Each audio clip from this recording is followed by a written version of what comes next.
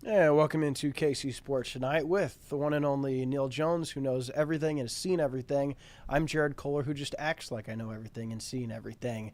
Welcome in on this Thursday, where we've got a lot of different topics to talk about. Which one will Neal spend the most time on? I don't know. Stay tuned to find out.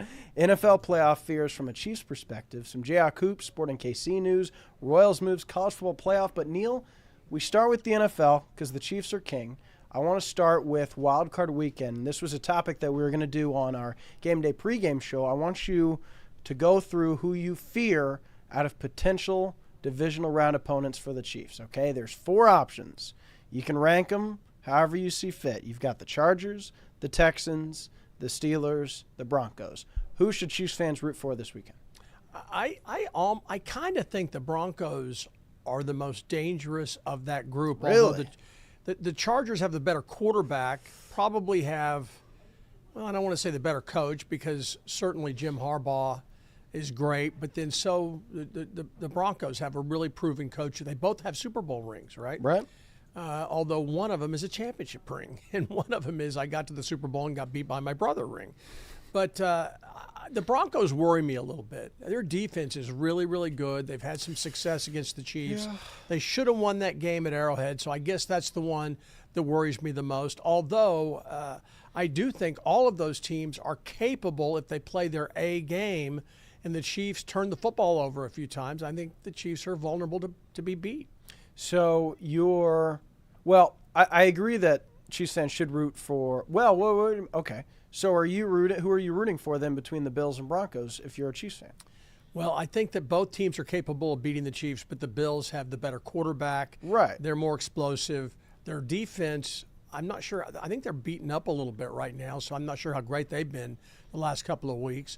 But the fact is, you asked me which of the lower-seeded teams. But because of that, if the Broncos beat the Bills, which in this scenario, that gets Buffalo out of the picture, well, then the Broncos are coming to Arrowhead. So it's kind of a double-edged sword.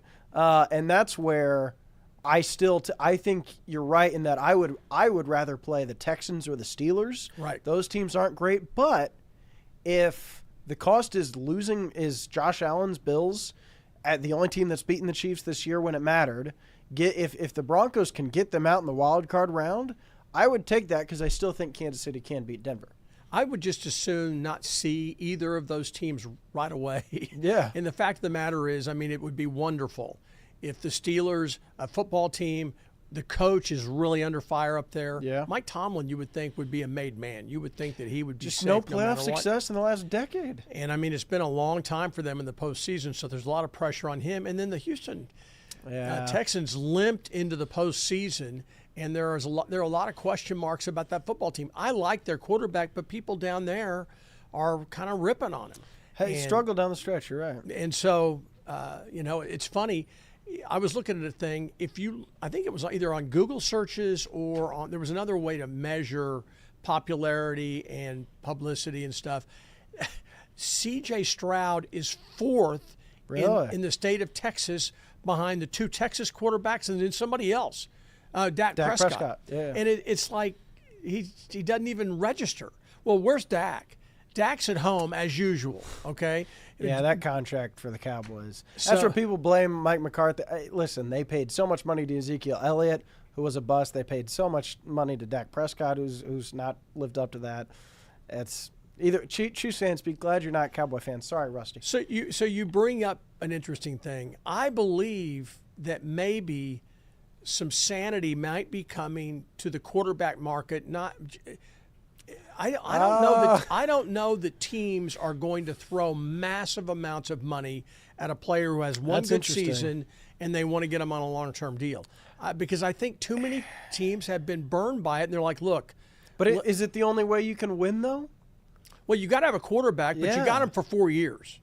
You don't have to draft right. Okay. You don't have to break the bank after they have a good rookie year, so now you want to get them on a long-term deal. Because you think, well, this is the way to do it. Let's get him now early. But then you pay all that money out, and the guy who had one good season or one good playoff run, now you're paying him all this money. I just think too many GMs have been hamstrung, too many franchises that have been killed. I do think that now people are asking the question, do you really want to give this guy all this much money? Yeah, it's a darn if you do, darn if you don't, because you need a good quarterback to win in the playoffs, and the ones that do are going to cost a lot. Like I think Ravens fans are thinking they got a pretty good bargain for Lamar Jackson.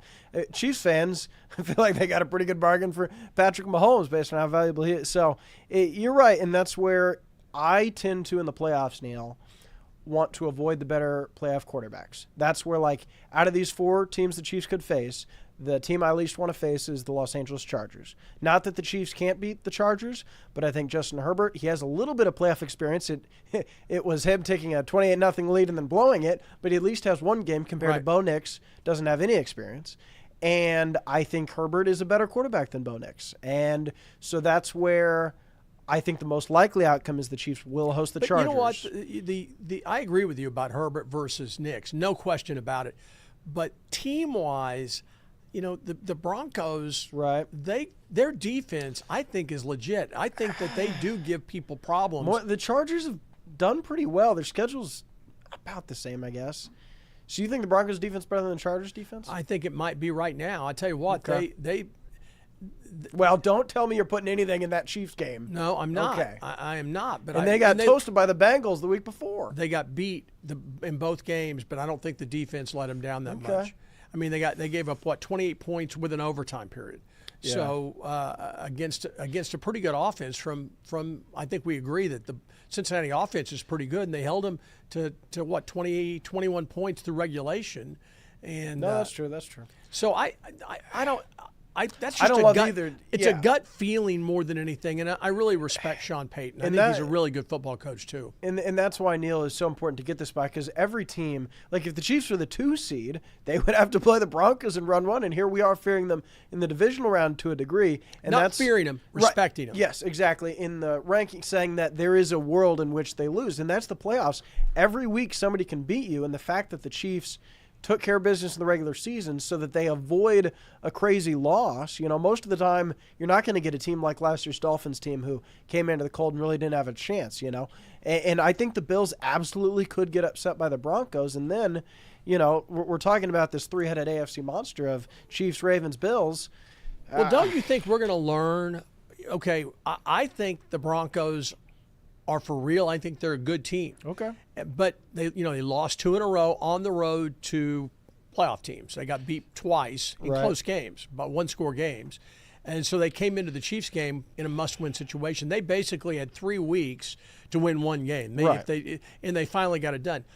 If I'm wrong, if they are a pretender and Bo Nix is going to revert to what he was early in the year as a rookie coming out and unable to really read the defenses and do stuff. Okay, if that's true, we'll find out. I think that we'll find out up in Buffalo on Sunday whether or not he's for real. So I think that game's going to be fascinating. Fortunately, it is on TV. Where can you see it? Hey, CBS, KCTV 5. Right here on KCTV 5. That's we won't find out till Sunday. So the Saturday games will tell us potentially the Chiefs will play, but it won't be for sure until that Sunday game. Interesting of note, Neil, you're right, the Broncos struggled a lot more earlier in the year, but in November, the Broncos did lose at the Ravens 41-10. Yeah, they got run. They got run. I'd forgotten about that. Then the Chiefs game, and then they've really picked it up since. The word over there in Denver was this team quit. Yeah, this team quit. Well, and they started 0-2. But you know what? They came in here, and I thought they surprised me. That's when they kind of turned their season, because they had also lost to the Chargers. They didn't play well. I think, Neil, that's a great point. The game that you saw from the sideline is where I think the Broncos really earned a lot of confidence. And Nix played well. We knew he could run. He's a good athlete, and he can avoid sacks because of that. So he gained 3 yards. Well, that's better than losing 9 when you send a safety blitz, right? Yeah. So, but he also completed some passes. He's got a high ceiling, passes. but it's still his first career playoff game as a rookie. This isn't a Patrick Mahomes scenario where it's his second year. This is still his first year. We know Sean Payton, though, is a good coach. No game will be easy. I'm excited to watch. This is going to be a fun weekend, Neil. Let me ask you a question. I did a story today that ran on the KCTV5 News at 4 o'clock that was basically about, you would think everybody in the playoffs is thrilled. I mean, everybody's happy. The fan base is, man, this is so exciting. It's great. It's not really that way. In Baltimore, Well, let's start with the seeds. The second seeds, the Bills. Josh Allen and Sean McDermott, their head coach, they have the weight of the world on their shoulders. If they somehow lose this game, people up there and the Buffalo Bills fans are done. It's AFC Championship game, Super Bowl or bust. They are sick of hearing how great their coach is. I think that they think, okay, fine, we believe in our quarterback. If they lose to Denver, he might be gone. And I think that's possible. So there is a sub-story going on there below the surface. Yeah. There's a lot of pressure for them to take care of business and win. But not only win here, they need to win the next round.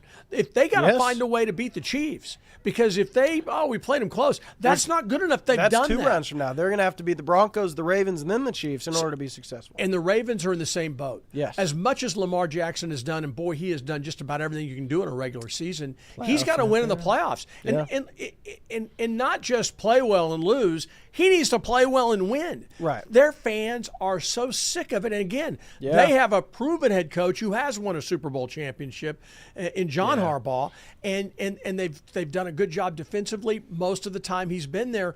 They got question marks up there. If they don't take care of business, it could be a bloodbath in the postseason. If not, at least the fans and the newspaper and all the critics online are going to want that. And the same thing, we just talked about the fact that Mike Tomlin in Pittsburgh is under the gun. You better take care of business. There is some pressure on him. The Texans, I don't think they're going to make change in anybody. Same with Chargers. But they're limping into it. The Chargers are fighting a different battle. Yeah. They are fighting to try to be relevant in their in their market. They don't go to games. They're very seldom a home team. They're a lot like the Raiders.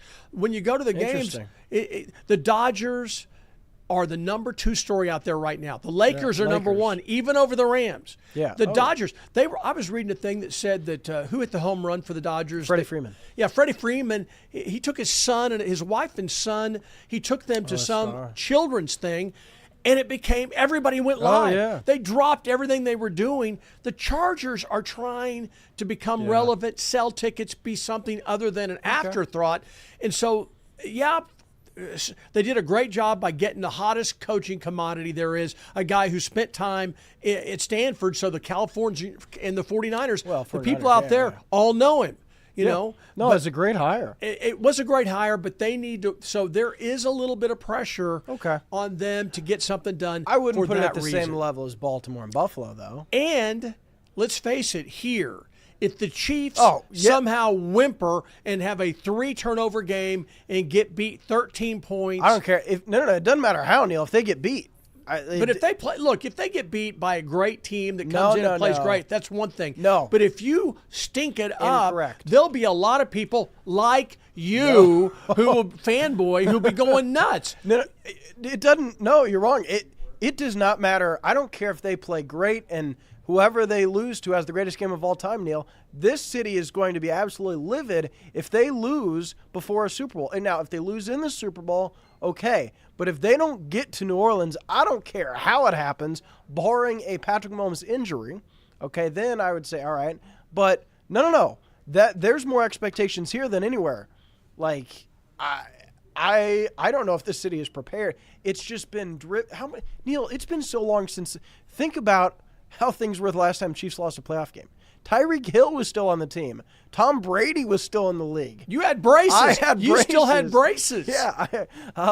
Your imaginary girlfriend was in grade school or high. No, she would have been like in high school. See, all right. I'm not touching that. I'm not touching that.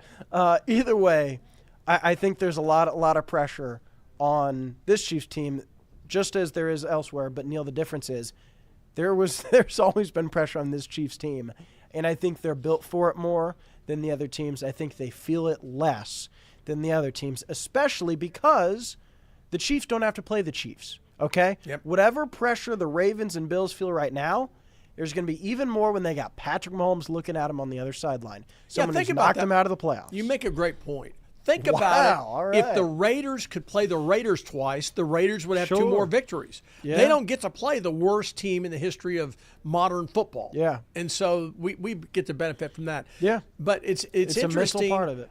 In the NFL today, with the internet, with every game being on television all over the dial on different days, different times, and you're playing on Christmas Day, on Wednesdays, or doing all this stuff, it becomes bigger and bigger and bigger. The ratings go up and up and up, and the pressure goes up and up and up with it. It's not good enough to give it the old college try. Hey, But we had a good they season. welcome We that. played better. You better win in this league. Yeah, and Mahomes welcomes that. Think about all the press conferences, Neil. I run that soundbite a lot, but I think it's great because he's like, this is why we do it. We welcome that. We know what the standard is. We don't know it any other way. We don't want it any other way. And I think that's cool. So it's an exciting weekend because the Chiefs cannot lose this weekend. Which We can game just watch. do you most want to see on the AFC side this weekend? Oh, I think the Broncos-Bills. Me too. Because I think it's a good matchup. I know the Steelers and Ravens kind of make for weird fights, but I just think the Steelers are they're a cousins. wounded, They hate each other. right? But I just think the Steelers are wounded duck, just like I think the Texans are too. Either way, I think it's going to be the Bills and Ravens each winning, and the Chargers coming to Arrowhead. And then Neil, that Bills-Ravens game, oh, that's going to be awesome. That's going to be great if we get that. And then they're going to come limping into Arrowhead. They're going to get smacked, and then we're going to New Orleans, all right? You and I going to New Orleans. Well, I don't know if they'll let me go to New Orleans again, but last time we were there, we had a fun time. KU won it all. We almost died, but you know what? That's okay. Well, yeah, and I must say, the one time I needed your help, I got it. You did. I'm down doing live shots at 4 a.m. with our morning crew, and you're up in editing in the hotel room about 300 yards away, and I called you and said, Mayday, Mayday, as a man with a knife is fighting another man, and they come in, and the guy climbs in our company car. I've never had anything quite like that happen, and I've never heard your voice go up that high, but you know what? Mine was, Jared, I need help. And then you hung up the phone. Like no, because the guy was climbing in our car, and I was like, So- okay, do I have to beat him up with a microphone? Because I was gonna. That was the next plan, was me to hit him in the head with a microphone and say, get out of you're bleeding, get out of the car. Folks, if you see, I don't know if this story is great for work. So, folks, if you see Neil and I, you want to talk about it, come up to us. But yes, Neil was doing all that. Then suddenly the phone ended and in the hotel room. And I've never run faster down a flight of stairs because I thought that might have been Neil's I goodbye. called Danny first, but Danny was drinking coffee at 3 a.m. and said, or 4 a.m. Shout out Danny William. No, I'm kidding. Either way, if we go to New Orleans again, heck, that's why I should go to New Orleans, just be Neil's bodyguard because I'm 1 for 1 down there with that. Okay, we're going to go rapid fire through a lot of these other topics that are also interesting. Neil, starting with KU, they trailed at halftime last night, and KU fans were going through it against Arizona State, but then they come back and win by $1 billion. They're on the road to Cincinnati again this weekend. I think yesterday's game was a microcosm of what this KU team is. When they're good, man, they are great. But at times they're not going to be great, and they're beatable. I thought they played pretty good defense against ASU the second half. They opened up. Half, yes. Yeah, they opened up the half and really started shutting stuff down. It was a perfect game for me. For what I was doing. I was anchoring the 10 o'clock show. The kid from Blue Valley Northwest. That's what it's all about. Alston Mason, who started at point guard for ASU, Played well. had a great game, but KU wins. And that's and nobody got hurt for KU. So I was thrilled. But they are not separating. Have you heard this before? Does it remind you of the Chiefs? KU's not separating from people. Just like Mizzou football. Mizzou football had a lot of close games just like the Chiefs. Yep. But the thing with KU that I guess also applies to Chiefs and Mizzou, they've got dudes, Neil, but it's a puzzle. Like figuring out – Bill Self has not solved this puzzle, which, listen, he doesn't need to. It's January 9th. I think he will by March, but there's guys coming in and out of the lineup. They're playing 9 guys. It's like sometimes it works, sometimes it doesn't, and like we saw, it really worked against Central Florida. I was at the West Virginia game with someone who may or may not be imaginary, according to some people. And for the first 30 we're studying the photos you sent me to see if they were digitized. Yeah, we'll report back on a later stream. KU played awful for the first 30 minutes, got down like 20 plus, and then they came back and tied it with a second left, only to then lose. And it was just it's like it was so interesting to watch this team play terrible defense, not shoot the ball at all, and then suddenly for a 10-minute stretch play incredible defense and shoot the ball lights out. It's like I didn't know, and we saw that again last night. So I don't know what's making sure. team. I haven't seen enough of Kansas. We've been so football centric and so busy. But I do look at the box scores and stuff. I'm not sure what to make of KU's outside shooting. Yeah, it's been inconsistent. And Better than last year, but no, you're right. not where it needs to be. Zeke Mayo gives them something they did not have last year. He's stud. And I'm happy to see him. He looked so bad for a couple of weeks. Well, it was what game was it that he'd been so good? He had been so good. Oh, it was the Arkansas game, the very first. He had been dominating practice, and then they go down to Fayetteville. And I was listening to the postgame show, Greg Gurley and Brian Haney, Sure. and they were saying this is Zeke Mayo dominated practices, workouts. He was the best player on the floor, and he came out and was just shot blanks. And so they were concerned about that. So I'm glad to see him getting in the flow. I think he's a difference maker. He can create his own shot. He's a veteran player. He doesn't get rattled, and he's had the pressure of being the guy.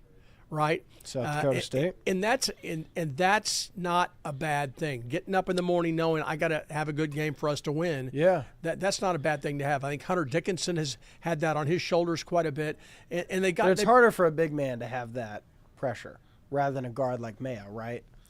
I don't know. I mean, you got to do what you do, but you're right. It's shooting the J is a lot different than being 7 foot. Well, in today's college down. games where the 3-point is, and Dickinson can shoot the three, but not like Mayo. So right. they're still coming together. But I think it's a good sign that we're at least seeing what the team can be in stretches. And I think one thing we need to factor in on this is this league is a lot tougher than it was when it was the Big 12 with Texas and Oklahoma. Right. Texas and Oklahoma have had some good teams over the years, but I got news for you. What Kelvin Sampson's doing at Houston is the real deal. BYU's good.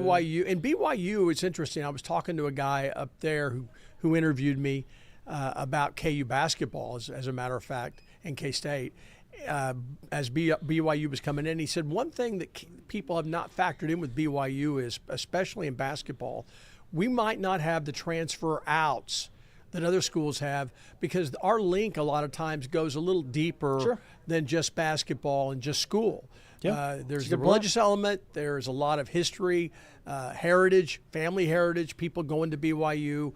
And he compared it to Notre Dame. He thought Notre Dame might be a little bit the same way. It is a blue chip for families of that persuasion. And I had not even thought of that. No, so it may be a factor. And they got the number one recruit in the country next year coming into BYU. Changing times, just as is also changing times at Sporting KC, Neil. Alan Polito is no longer with the club. That news dropping this week. And it's strange, Neil, because he came over here.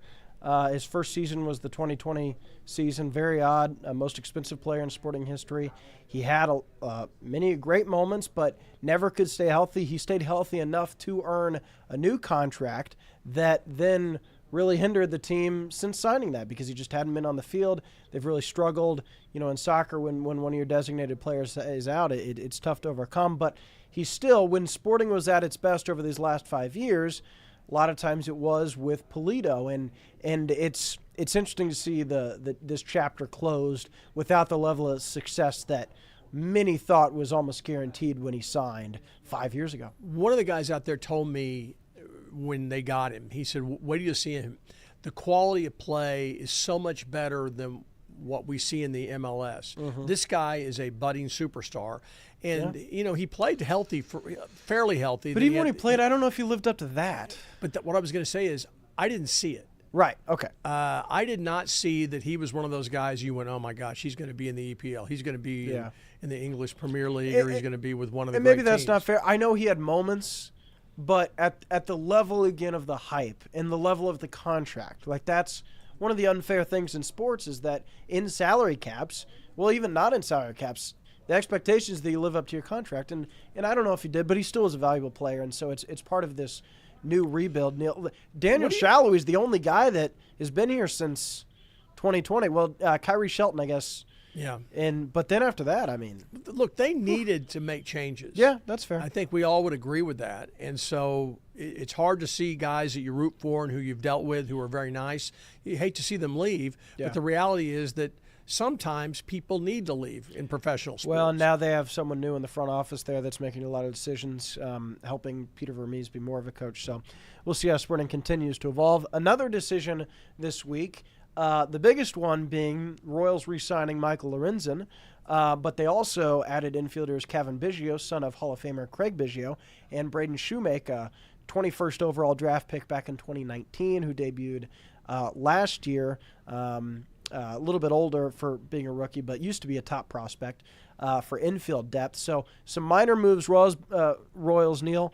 But the Michael Lorenzen move, I don't think is minor because, one, in 29 innings since the Royals traded for him, he had a 1.57 ERA last year. Mm-hmm. So he was an absolute stud for the boys in blue. And when you think about his role, Neal, the top three guys in the rotation are set. You got Cole Reagan, Seth Lugo, Michael Wacha.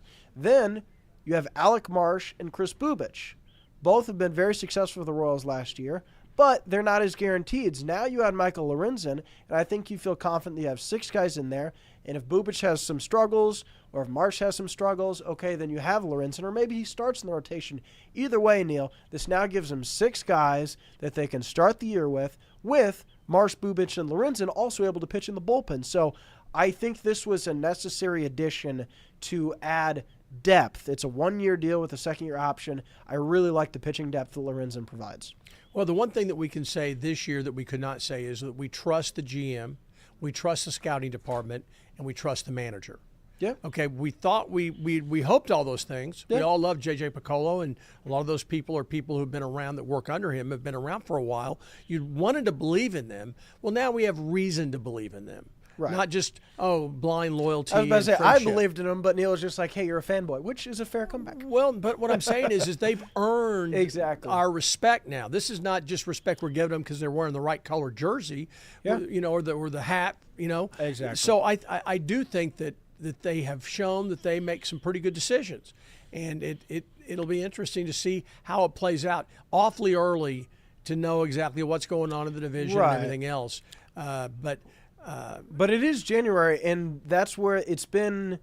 They really only have one addition, and it comes via trade with Jonathan India. Biggio was a minor league contact. Shoemaker will fight to make the 26-man roster, but they brought their big money move was bringing back Michael Wacha, who's a free agent. Now their second big addition, bringing back Michael Lorenzen. So it'll be interesting to see what kind of new blood they bring in outside of India. But Neal, I think to your point as far as trusting, that goes to the Jonathan India, because trading away Brady Singer, someone who's been really great at times, is a proven quality big league starter. There's trust that, okay, they know how to develop pitching now that you can afford to lose a guy like Singer and bring in someone with an on-base pedigree like Jonathan India. What the troubling thing about last season for me was the fact that they stumbled.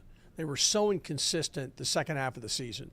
They had these swings where they get hot, and then they would go completely cold. But that's kind of baseball, no? Well, they had two really long losing streaks. At the very end, after they lost Vinny Pasquantino. Yeah, but I guess what I'm saying is really good teams don't lose a bunch of games in a row.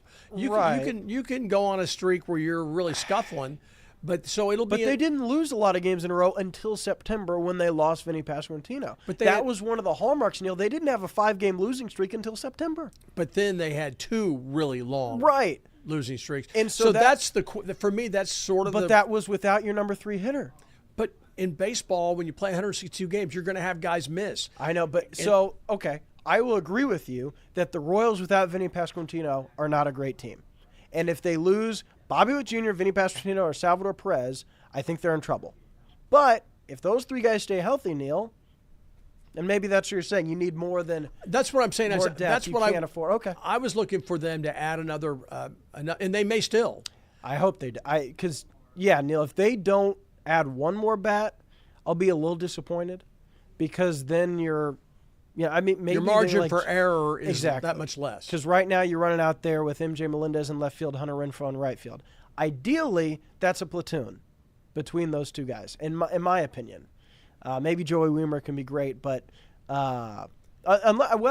Jonathan India, he plays left field maybe. Michael Massey left field. So we got 2 minutes to go. Okay. Before we wrap up. All right. Be honest. How many times do you check your Twitter feed about the Royals every day? Honestly. Well, I check my Twitter feed 1,000,000 times a day. For the hoping Royals. For Royals. No, not just for Royals, but every time I see a Royals tweet, I go, ooh. And now they're starting to move a little bit. Listen, I know I'm fired up. I like. That's why I think, Neal, they're one bat away from being really great. And maybe that's Jonathan India. They were one bat away from beating the Yankees. I agree. Exactly. Think about that's that. Forget the idiot in center field hitting 1 million home runs, and I shouldn't say idiot. He seems like a nice guy. But the point is, forget him, the MVP. That's what I mean. If they have one more bat, the pathetic, terrible, horrible, small market little Royals would have beaten the Yankees. And that's what fires me up. And maybe Jonathan India is that bat. They have added that, but by losing Brady Singer, I'd still like one more, but I know the payroll's high, and they paid a lot of money to Michael Wacha.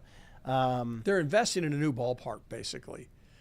You know, I mean, that's... they want a new ballpark. It'd be but good I also to win. think they're smart in waiting because the prices in free agency, Neil, have been really exorbitant for most cases. I think there's an exception. Maybe they could have got Michael Conforto, who went to your Dodgers. But other than that, everybody goes to the Dodgers or Yankees. Yeah, right. And so, and the team, even them, they like a lot of people I think have overpaid. So I don't blame them on waiting. But I hope by the time opening day comes around that they have at least another bat in the lineup. Okay, final. Well, go ahead, Neil.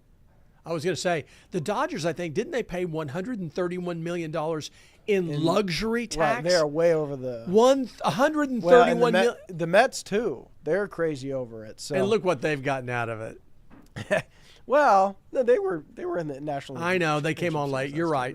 You're right. They're in a bad situation in New York. They're like the Jets. I don't know. They get beat up. They get beat up by the media there. Well, this offseason's been pretty kind to... Juan Soto going across the street, Neil, that's unprecedented. Just in time for him to break down and be bad. We'll see. All right, final thoughts, Neil. College football playoff. The 2 games tonight and tomorrow. Orange Bowl, who you got? Who you rooting for? Who's in the Orange Bowl? Is that Penn State? Versus Penn State, Notre Dame. That's tonight. Boy, the Penn State coach is talking crap. James Franklin? Yeah. Former Mizzou quarterback James Franklin.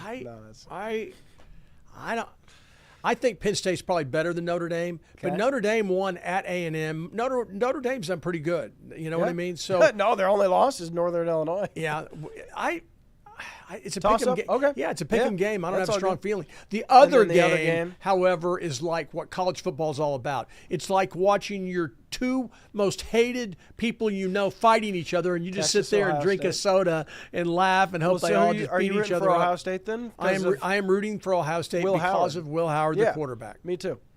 So that'd be quite the story. Pretty crazy. And yeah, if Will Howard gets to a national championship game at Kansas State, I hope you're happy for him to a degree, and I am, yeah. And I hope Avery Johnson has an awesome junior season. They both had great years, right? I don't know if Avery Johnson had a great year. He came on in a way that he executed the passing game much better than I expected him to. You'd call it a great year, though? I think for a guy who had never been a full-time starter. Well, sure, but there were Heisman potential. No, yeah, from you. Not from the betting odds. I mean, for people like you betting on it. I did not bet. Did not bet. I did want Mizzou to win one more game, though. Just if you can read between the lines there. All right. Either way, Neil, a lot of topics, good stuff. Be sure to check him out tomorrow. He'll have the latest from Andy Reid, talking for the first time in a week plus. So, yeah, good times. And KC Sports Night on the weekends. Neil will have some fun stories this weekend coming up. So with that, James Shields, salute. Have a great Thursday, everyone.